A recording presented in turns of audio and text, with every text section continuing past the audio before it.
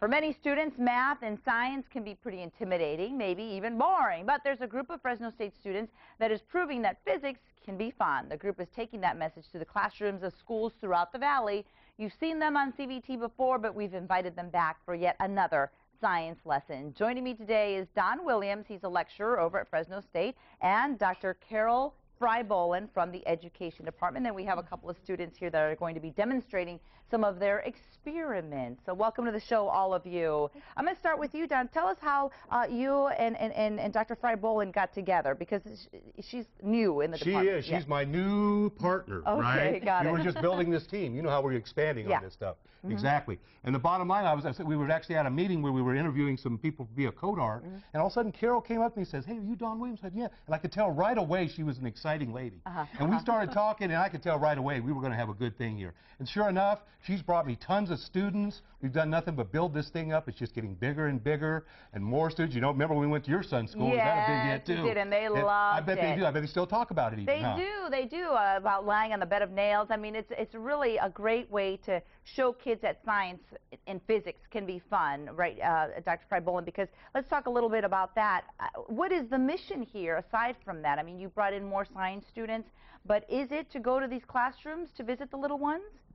Well, it's two-pronged. When I met Don, it was like, okay, this sounds like a really intriguing idea. This is very exciting. And then I saw him in action in the summer with a bunch of kids from kindergarten through 6th grade, and I thought, that man is the Pied Piper of physics. The Pied Piper of physics. Very good. And so I said, we have got to get students in here because this could be a win-win. We could have future teachers from kindergarten through 12th grade learning science deeply, because when you teach, you learn twice.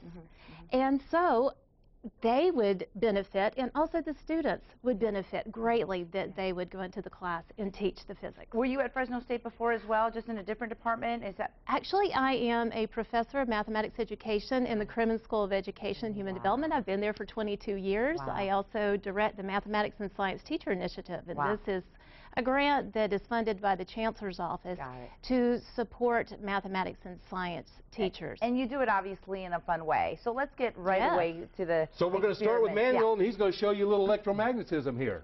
And these are the kind of experiments that you do when you go into the classroom. We do them. Exactly. And then we explain them in detail, which we won't have time to do here today, but we're going to show you anyway. Go ahead, Manuel. Go ahead. Okay, so we all know... Let me get a mic to you. Hold on. There you go. Okay, go ahead.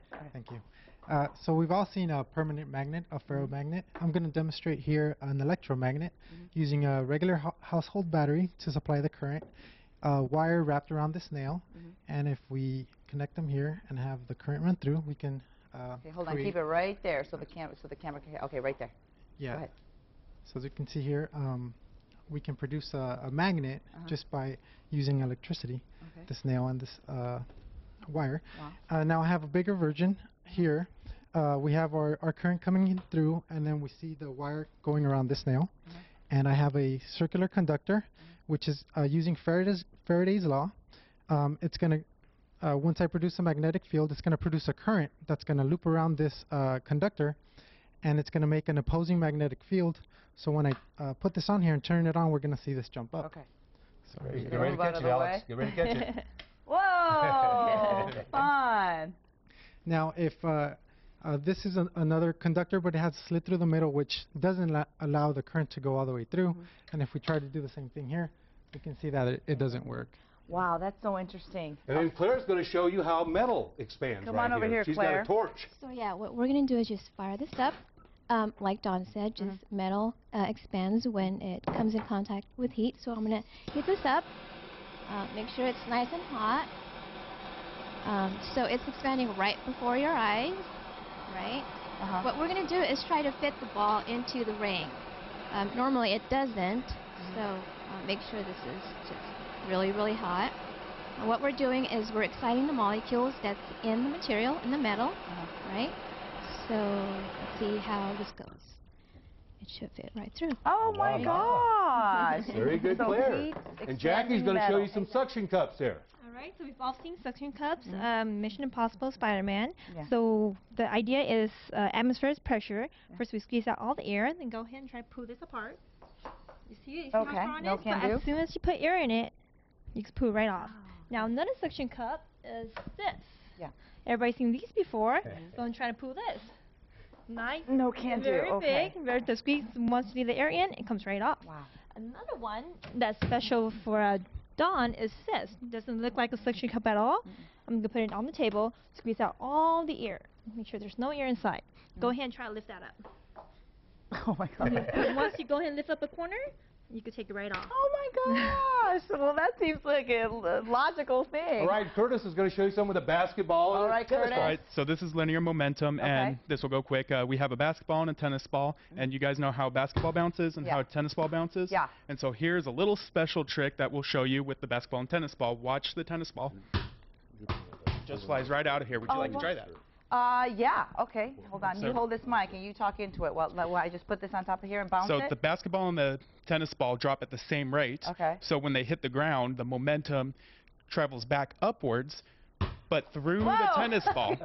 Oh, wow. So it travels to, that's really interesting. Well, now we only have a couple of seconds, but you have to make your favorite ice That's cream it. while Let's you're make some ice cream here. We're Yeah. going to make some ice cream, and Emmanuel's going to be pouring in the liquid nitrogen. Okay. I'm going to be stirring, and you know we use half and half cream, and brown sugar is our secret ingredient. And here comes the liquid nitrogen, guys. It looks like water, doesn't it? Yes. But it's not. It's liquid nitrogen, and we make it in about a minute. So Just liquid nitrogen, brown sugar, and half and half, half and half. and cream, and that's it. That's it. That's probably good, Emmanuel. I think we have it. You can do this on Halloween. This Yeah, is that's for the- right. I Exactly. Now, where do we get liquid nitrogen? Yeah, that's the problem. You can't buy that at Walmart, guys. Okay. You can't do that, right? Look, we have ice cream. Wow. And let me tell you something. It is really good ice cream. That's why Very we good. invite you back. You know that, Don, right? Yeah, Because and we we get always ice cream bring it, at the don't we? end. Well, listen, thank you so much for being here. This is amazing. And I'm going to tilt it this way to show everyone just how fast Exactly. it became ice cream. And the more it sits there, the harder it gets. Yeah, well, we got to probably add a little bit more nitrogen. We got a little Okay. bit hurry. We got a little bit more nitrogen. All right, We well, got go it, ahead and do that. You got it. Let's do a little bit more because we got to feed the crew. Dr. Carroll, let's talk about how people can get hold of you if in case they are interested in maybe having you guys go out to their classrooms. Okay. I'll give you my email address. That's probably the easiest thing. It's Carol B, Okay. C-A-R-O-L-B, Okay. at csufresno.edu, or you can look me up. Well, thank you. And we are still looking for mathematics and science teachers, and anybody who is interested in becoming a math or science teacher, Fresno State is still accepting applications for spring. Okay, We well, wanted to thank you announce so that much. as well. And you can also call the number that you saw on your screen there, 278-1434, and get hold of Don. And we do have to mention, though, that liquid nitrogen is pretty dangerous. Yeah, minus 200 degrees Celsius. Yes, so we don't really want to do this at home. No. We'll leave it for the experts here. Hey, you guys were awesome. Thank you so much, all of you, for being here. And let's look forward to more science, math teachers, and Exactly. students as well. Very good. Appreciate it. Okay, I'm going to have some ice cream. It's always really good. And then toss to break. Thanks for being here. Thanks, All Alex, right. for having us.